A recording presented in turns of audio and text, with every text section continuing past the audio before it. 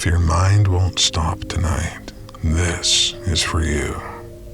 You don't have to carry everything right now. Somewhere in the world, there's a traveler, an ordinary man with one unusual gift. Wherever he goes, sleep follows. Softly, unhurried, phones get put down, shoulders relax. Even the world around him seems to soften. Tonight, he's flying somewhere far from home. To Kyoto.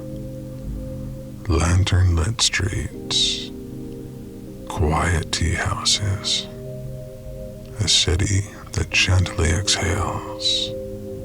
If you want the full 1-hour story, it's waiting for you on my channel.